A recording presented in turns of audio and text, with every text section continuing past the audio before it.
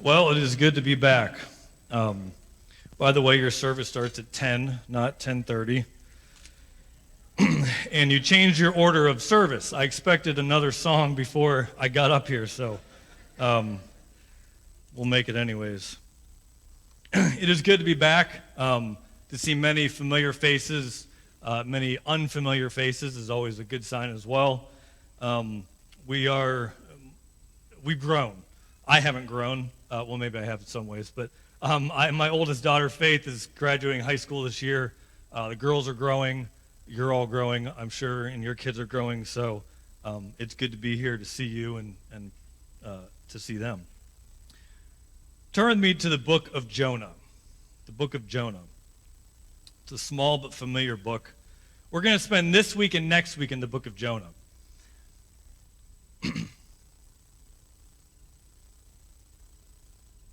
If you are a history buff, or even if not, you likely learned about the great two world wars, World War I and World War II. The devastating effects of World War II, no doubt, are still felt today. While much of the ravaged countries have been rebuilt in their structures, there were generational effects felt by the war. And at this time, there's been a lot of rebuilding. People have gotten back to their lives. But at the time, there was a lot of destruction. Cities, towns, families, churches, whole ways of life and cultures were destroyed. But as time would go on, the rebuilding would begin. And one of the things that happened after the war is Christians began again to send out missionaries.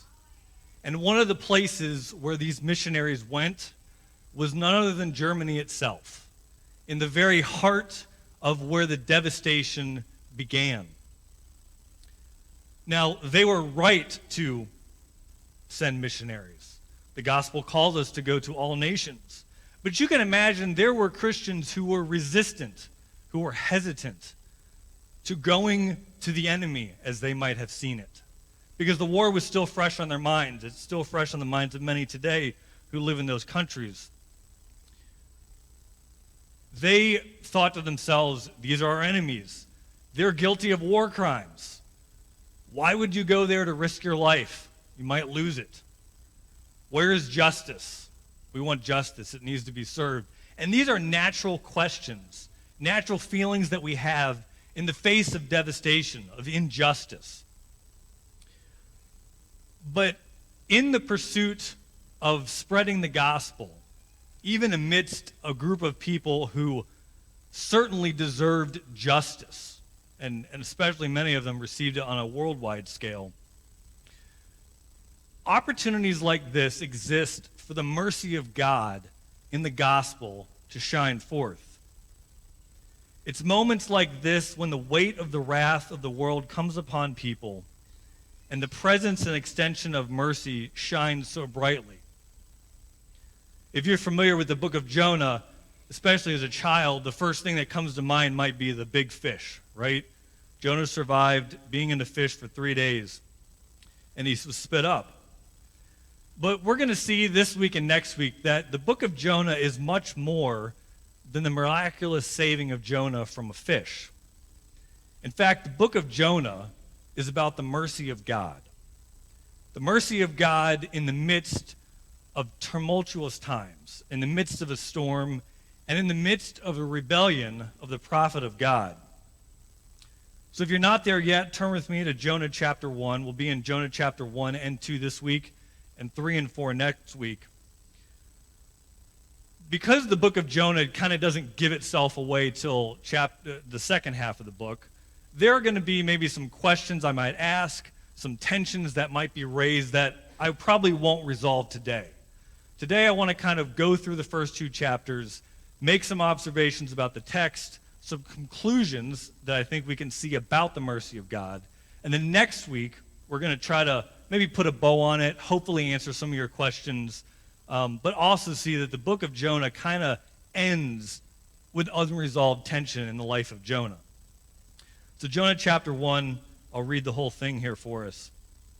Now the word of the Lord came to Jonah, the son of Amittai, saying, "Arise, go to Nineveh, that great city, and call out against it, for their evil has come up before me." But Jonah rose to flee to Tarshish from the presence of the Lord. He went down to Joppa and found a ship going to Tarshish. So he paid the fare and went down into it, to go with them to Tarshish, away from the presence of the Lord.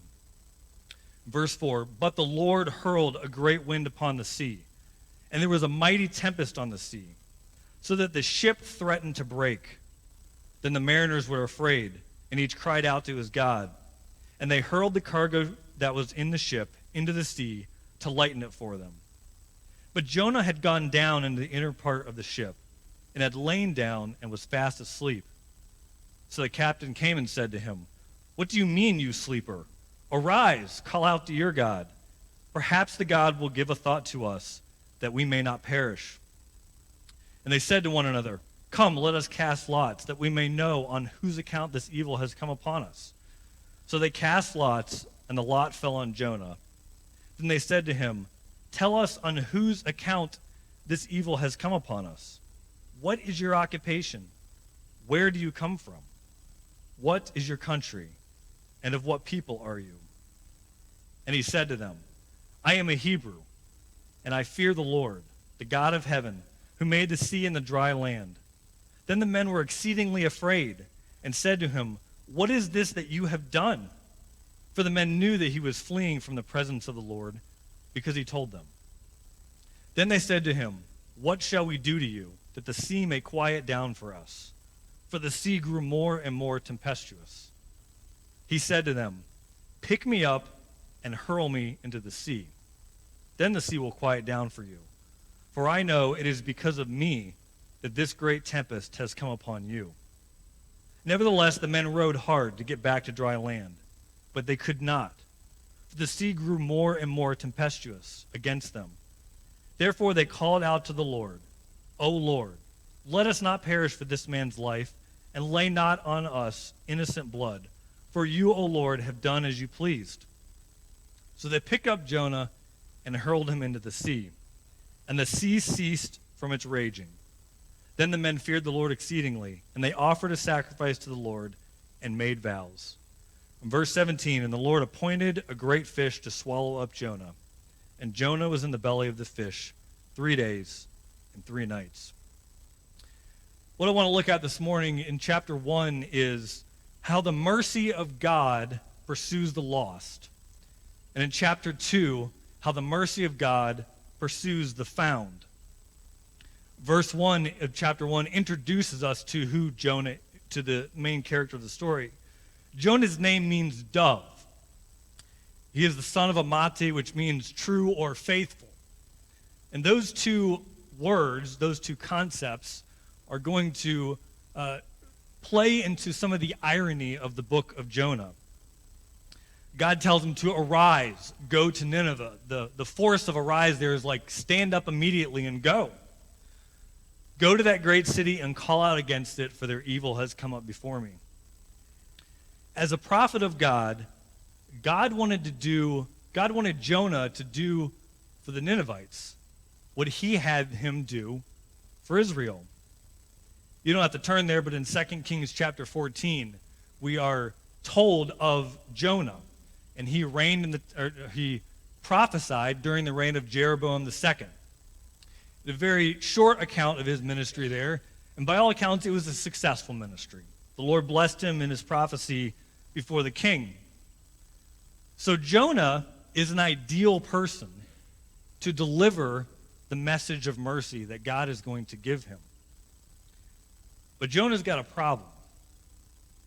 Instead of rising up to go to Nineveh, verse 3 tells us, "But Jonah rose up to flee to Tarshish from the presence of the Lord." Unlike prophets before him and after, like Moses or Elijah or Jeremiah, Jonah is much more than a reluctant prophet. He is a disobedient prophet. Jonah is forsaking the calling that God has had on his life. As a prophet, he's supposed to proclaim the word of the Lord when the Lord comes to him. Jonah is a bit like us. One of the things that we will see in the life of Jonah is he is full, not just of irony, but of contradictions. We see the struggles that he is going to have. He flees from the Lord. He disobeys. He's going to end up going back and struggle. And it's easier for us to cast judgment and look down on Jonah because he ought to know better. But I think the more we look at Jonah, the more we see that we are looking in a mirror, that we see ourselves in Jonah. So Jonah is afraid, and his fear is understandable, right? From a human standpoint, God is calling him to leave his place of comfortable ministry and go to preach to their enemies. It didn't make sense to him. And so his fear drives him to act in a contrary way to what he already knew of God and had experienced of God. Again, we are not so unlike Jonah. So God calls him to go, and Jonah replies, no. But God's not done. God responds, almost as if to say, not so fast, Jonah. Verse 4, it says, but the Lord hurled a great wind upon the sea. Jonah had plans to flee the presence of the Lord and to get away from the ministry and message that God had called him to. But what Jonah is going to find out is the Lord had bigger plans, and the Lord's plans would win out the day. Well, it says there that the Lord hurled a great wind upon the sea. And one of the themes, especially in the first chapter and the first two chapters, is this idea of chaos and destruction. The word for evil appears several times throughout this passage. And when we think about Jonah and his name meaning a dove, when you put it in the context of the situation that he creates, is anything but dove-like. His disobedience results in the God who called him to pursue him. And he does so in the midst of this chaos on the seas. So what we can see in the beginning here is that the mercy of God is born out of and in concert with the wrath of God. We'll see next week more so. One of the concepts that Jonah struggles with is how to deal with in his own mind and his understanding of God, God's justice and wrath, but also his mercy. No doubt the Ninevites deserved the justice of God. They deserved the wrath of God. And that was part of the message that Jonah was to give to them. But God is going to show Jonah that the message that he has for them is much more than that of judgment. It's also of mercy. And he's going to get a little taste of this before he gets there. The recognition that there is something greater than us is innate, because everyone worships something and desires mercy from what they worship. So how do we see what God is going to do in the lives of these lost sailors? Verse 5, then the mariners were afraid, and they cried out to their God. Like Jonah, who was afraid to go to Nineveh, the sailors had a natural fear. They're feared for their lives. If you've ever seen a boat of a ship from even the first century times, let alone the time of Jonah, you can imagine how terrifying it had to be on a body of water in the midst of a storm in the kinds of boats that they had. And that is where they're at. But unlike Jonah, they fear, but they don't know who it is that they fear yet. Jonah knew better. He knew who he was trying to run from. It says there, but Jonah had gone down and had laid down and was fast asleep. You notice this progression downward. The word down is mentioned 4 times within the first 5 or 6 verses. Jonah goes down to Joppa to go to the ship. He gets on the ship, goes down into the ship, goes down into the hull of the ship, and he lays down to sleep. Jonah is apathetic at this point. He thinks he's running from the Lord. Jonah is running in disobedience. We see that the sailors cry out to their God, and they call Jonah, cry out to your God. It's natural in times of great fear and distress, and when lives are threatened, to call out to whatever it is that we worship. We want mercy from what we worship. This is natural. We're born with this desire, this yearning, this craving to receive mercy from what we worship. And these sailors were no different. So we all worship something. But we also feel guilt when we sin against whatever it is or whoever it is that we worship. And again, this is innate. It is ingrained in us. Verse 7, they say to one another, "Come, let us cast lots, that we may know on whose account this evil has come upon us." If you're familiar with Old Testament history, the casting of lots was a very common theme and activity in ancient life. Now, in America, we really don't do this, especially in our modern world, but there are still cultures and civilizations that use the casting of lots, maybe similar to when you do paper, rock, scissors or something like that, or you draw straws.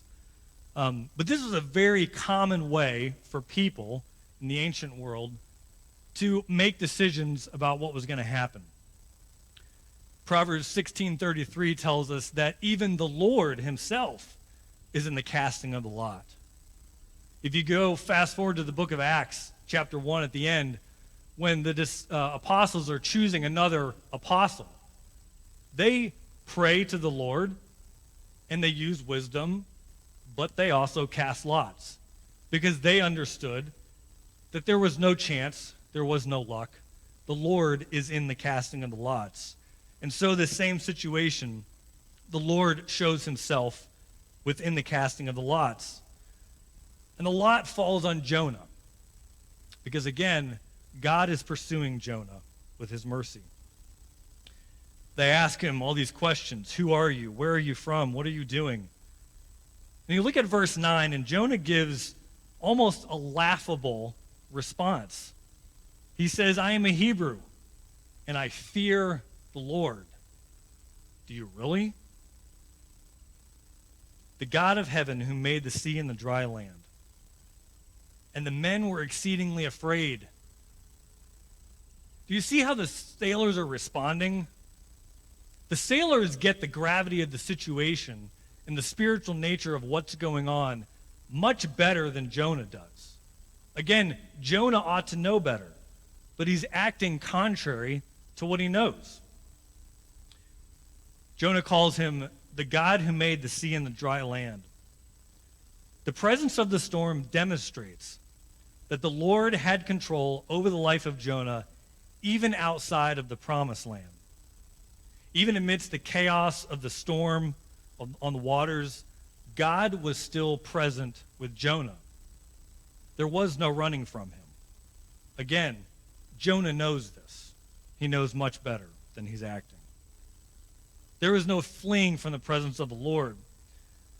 And for whatever reasons Jonah thinks he can do this, again, he knows better. We think of passages like Psalm 139. I'll just read it starting at verse 7. "Where shall I go from your spirit? Or where shall I flee from your presence? If I ascend to heaven, you are there. If I make my bed in Sheol, you are there. If I take the wings of the morning and dwell in the uttermost parts of the sea, even there your hand shall lead me, and your right hand shall hold me. If I say, surely the darkness will cover me, and the light about me be night, even the darkness is not too dark to you. The night is bright as the day, for darkness is as light with you." Jonah understood that he could not run from God's presence. And God's persistent pursuit of Jonah in the face of his blatant disobedience was an act of mercy on the part of God. And these sailors understood the same kind of thing. They felt the weight of guilt like we all do, and they cried to their God. We also see that the desire to appease the wrath of what we worship is innate. So we all worship, and it is innate. We all feel guilt, and that's innate. But the desire to appease the wrath of what we worship is innate. Jonah offers a solution. Pick me up and throw me into the sea, for I know this is because of me. What a coward. Jonah is the typical anti-prophet, you could say. He would rather die than obey the Lord. His declaration of who he is not a great proclamation. Rather, his declaration of who God is and who he is in relation to God is not a proclamation of his role as a prophet to the Lord. He doesn't give a prophetic word from the Lord in response to the idolatry of the sailors who are crying out to their own gods. He doesn't confess his sin to the Lord and before the sailors and ask for forgiveness. He has lost all innate sense of self-preservation. Throw me in the water. And worse, he's too much of a coward to throw himself in and wants somebody else to do it. Despite being a prophet of God, Jonah is a walking example of rebellion before the Lord as somebody who's following the Lord. He doesn't use this opportunity to proclaim the word of the Lord, but rather he uses this opportunity to proclaim a message of self-preservation. Well, these sailors end up showing more mercy to Jonah than it seems he wanted to show to them. The text tells us, verse 13, nevertheless the men rowed hard to get back to dry land, but they could not, for the sea grew more and more tempestuous against them. Despite Jonah's admission of who he was and why he and they were in the position that they were in, the sailors showed mercy to him by not initially throwing him overboard. They wanted to try to save themselves and save him ultimately. But against their best efforts, they could not. And almost to their own peril, they tried to save him. It's similar to the story in 1 Kings chapter 18 with the prophets of Baal, right? Elijah is there. He's in the standoff with the prophets of Baal, and they have this challenge. They're going to take all this wood with all this stone. He tells them, you cry out to your God and pray for your God to light this on fire. And if your gods respond, we'll worship your gods. Well, the text tells us that they prayed and prayed and prayed and chanted, and even to the point where they cut themselves where they were bleeding out. And their God did not respond. Similar here to the sailors. The sailors' gods did not respond. They attempt to save themselves in Jonah, but their efforts are without victory. They had a desire to appease the wrath of this God who they do not know yet, like we all do.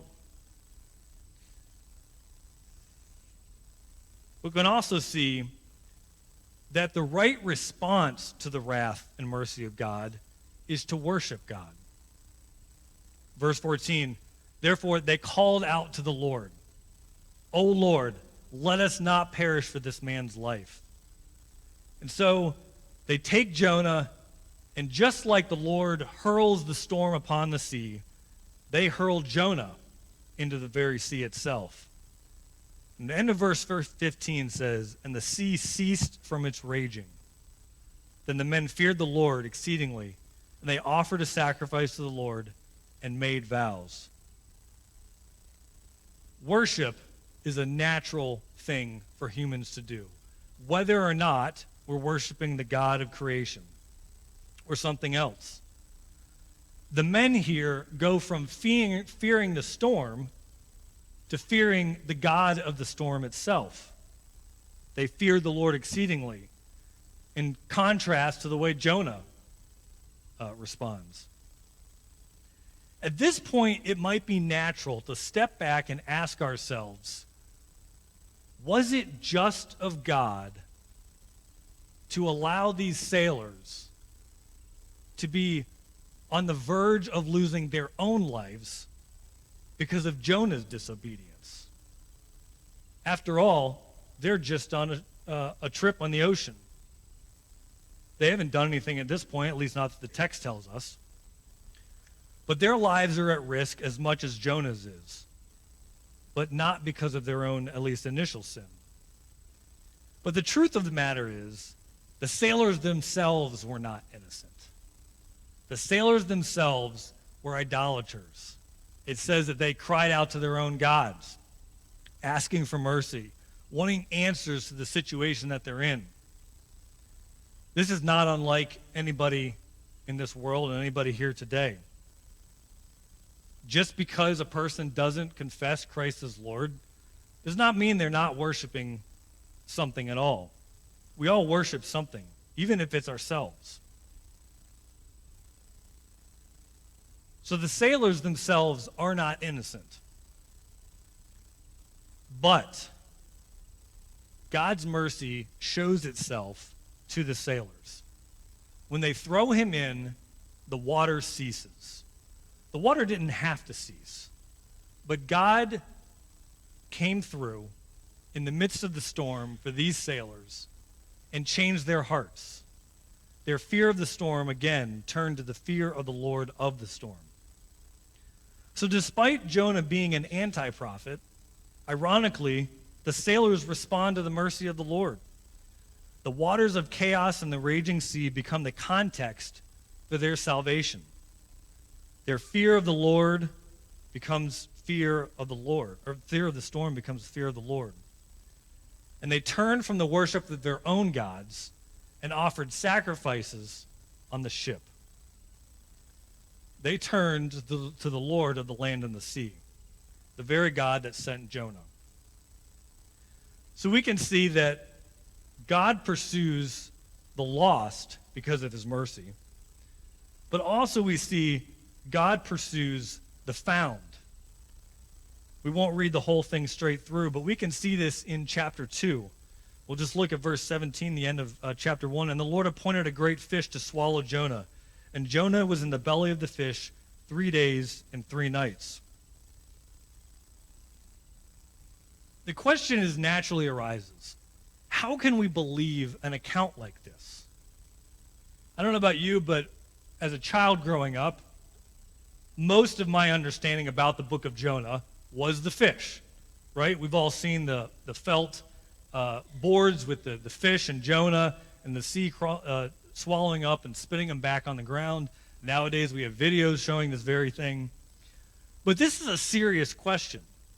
How can we believe that the book of Jonah, let alone this kind of account, is real?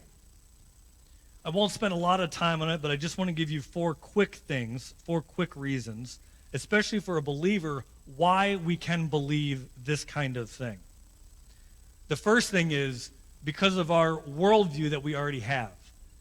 As Christians, we believe that God created the land and the sea, the heavens and the earth. Genesis chapter 1.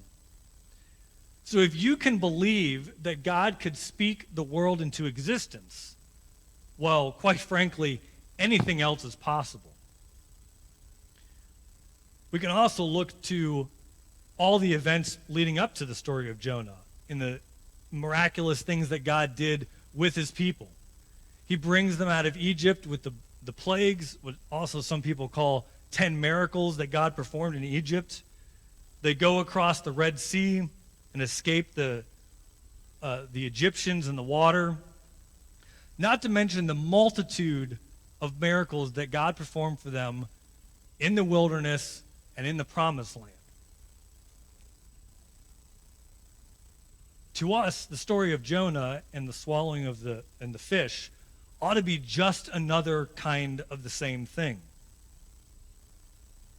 But also, in the book of Jonah, the fish incident is not the only miracle that occurs.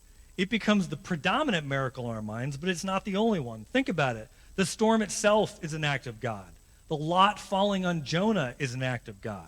The subsiding of the sea is an act of God.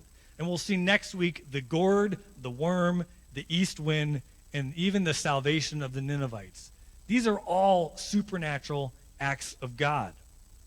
Again, the fish is just another one.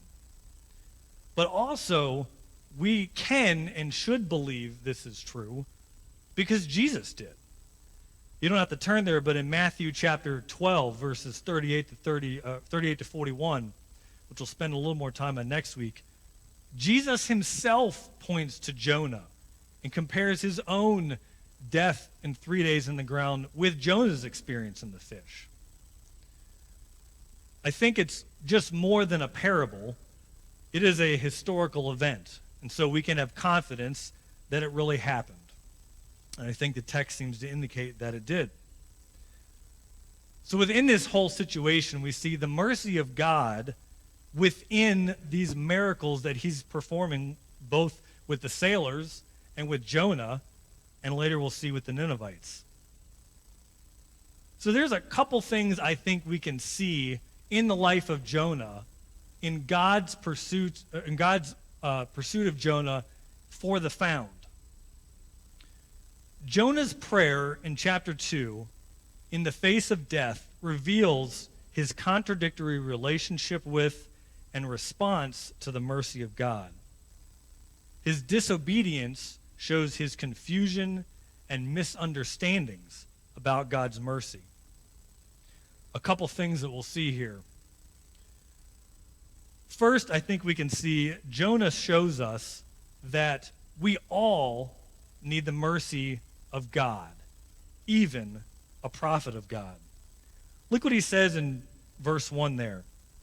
It's verse 2. I called out to the Lord out of my distress, and he answered me. Out of the belly of Sheol I cried, and you heard my voice.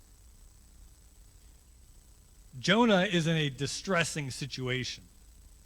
He is certainly fallen victim to the result of his own actions. He's running from the Lord, and now he is in the very waters of chaos that God has brought into the situation. So while the storm may have subsided for the sailors, the story is not over for Jonah. You can see that Jonah's call for mercy is definitely contrasted to that of the sailors. His call, though genuine likely, is very self-centered. If you read throughout chapter 2, you will notice a multitude of first-person singular pronouns. Jonah is praying for himself. Now, granted, Jonah had every right to pray for himself, right? He's the one that's now in the waters of chaos. But Jonah shows to us in this situation that instead of being an agent of mercy for other people, Jonah now wants mercy shown on himself. Never mind those Ninevites. I need mercy. So we all need mercy. And the context that shows Jonah's need for mercy is this distressing, life-threatening situation. Well, what's the context for Jonah's need of mercy? The context is Jonah's own disobedience. Verse 3 there. For you cast me into the deep, into the heart of the seas, and the floods surrounded me. All your waves and your billows passed over me. Then I said, I am driven away from your sight. Yet again I look upon your holy temple. The waters closed in over me to take my life. The deep surrounded me. Weeds were wrapped about my head at the roots of the mountain. I went down to the land whose bars closed upon me forever. Can you picture the scene? It's not necessarily one so unfamiliar to us. We all, have great times of distress. Sometimes these times of distress are brought around by circumstances not of our choosing. They're the result of the actions of others. but not for Jonah, and not always for us either. It's ironic that Jonah would say, I am driven away from your sight. Yes, the Lord pursued Jonah with a storm. But Jonah fled from the Lord. At least he tried to. Jonah is driven from the Lord because he's running from the Lord. In fact, Jonah is ironically running from the mercy of the Lord. You see, if Jonah had just confessed his sin and done what he was supposed to on the ship, the storm would have subsided. And at least as far as chapter 1 goes, the situation would have been over. But Jonah is running from the Lord still, even in the midst of his distressing situation, even in the face of the fact that he knows what he's doing. He knows better, but he still walks in disobedience. Well, we also see that there is a deliverance of mercy, and that is that God saves. God saves in the midst of Jonah's situation. Though Jonah rightly turned to God in the midst of this situation, we see Jonah has a rather sticky and confusing relationship with God's mercy. Look at the second half of verse 6 there. Yet you brought my life up from the pit, O Lord my God, when my life was fainting away. I remembered the Lord, and my prayer came to you, into your holy temple. Those who pay regard to vain idols forsake their hope of steadfast love. But I, with the voice of thanksgiving, will sacrifice you. What I vowed, I will pay. Salvation belongs to the Lord. And the Lord spoke to the fish and vomited Jonah out on the dry land. Unbeknownst to Jonah at this time, the sailors, when they were still on the ship, they cried out to this God, and God responded in mercy. And they responded with worship. They assumably turned from worshiping their idols to worshiping God. And in Jonah's prayer, as he drowns in the water, Jonah expresses an understanding of this saving God. The interesting thing with Jonah is that when you read chapter 2, and I've struggled this with the book of Jonah, Jonah's prayer in chapter 2 comes across very genuine, right? Very genuine. Yet, Jonah is a walking contradiction to the very message that he is to proclaim. But God uses Jonah's distressing situation as an occasion, not just to show the sailors, the lost, his mercy, but to show Jonah, the found, his mercy. Again, Jonah knows this. He knows better. It is easy to look at Jonah and shake our heads in disbelief and judgment at the way he behaves, the things he says, and what he does. How could a prophet of the Lord try to outrun the Lord? How could he be so selfish? How can he seemingly speak out of both sides of his mouth? It's easy to look at Jonah and laugh at him. He is the poster boy for irony. He is a walking contradiction. He is a mess, but he brought it on himself. But when we step back for a moment and we look at Jonah, we realize something, that we are not too much different than Jonah himself. Part of the strength and force of the book of Jonah and the message is that Jonah is a relatable person because Jonah reflects ourselves. Not always, but many times. Just like Jonah, we need the mercy of God. Just like the sailors, we need the mercy of God. So a couple concluding thoughts about God's mercy that I think we can draw in addition to what we've already seen. God will bring about the situations necessary in the lives of his people to get us to gain a better understanding of who God is. In this case, for Jonah, he had a severe misunderstanding of what the mercy of God was and how it related to his justice and wrath, which we'll see more next week. We can also see that God's mercy is always present so long as there is today. God would not allow Jonah to flee from his presence. God pursues him even in the bottom of a boat. And God pursues Jonah even as he faces the edge of death in the water, in the belly of a fish. As long as Jonah was still breathing, God's mercy was still present. We also see that the pursuit of God's mercy is a result of his love for his children. Jonah was a child of God. He was a member of the covenant community of Israel. Jonah, no doubt, experienced the continual mercy of God in his own life. And his people before him certainly experienced the mercy of God. Every time they rebelled and sinned against the Lord, what does God do? He comes back to them time and time again. It does the same thing for Jonah.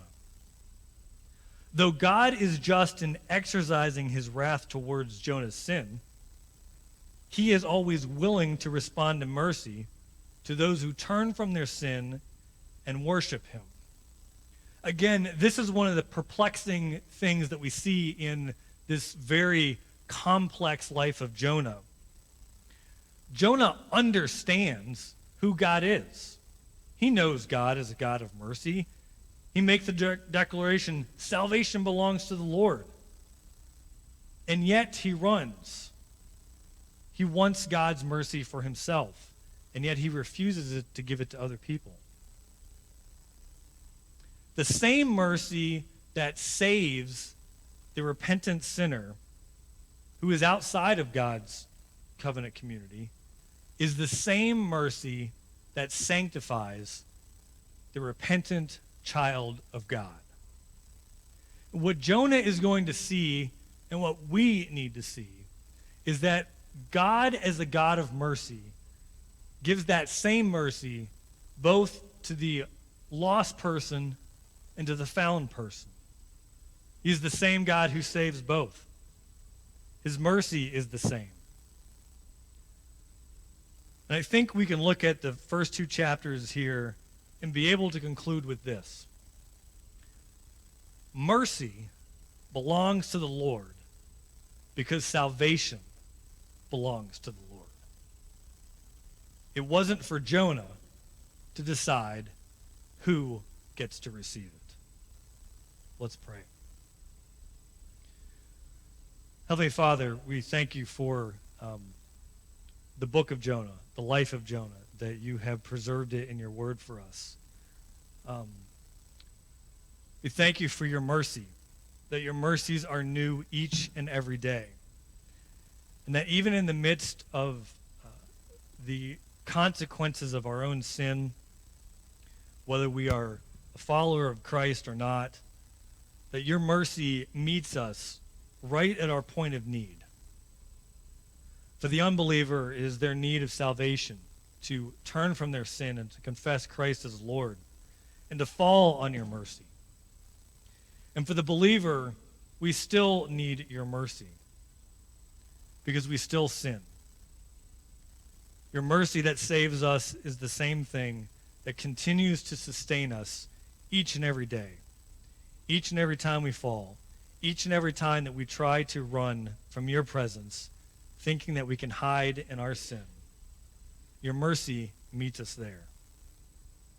I pray that you would help us to gain an understanding, a better understanding of what your mercy looks like in our lives and how we can live this mercy in our lives, in the world around us. We pray these things in Jesus' name. Amen.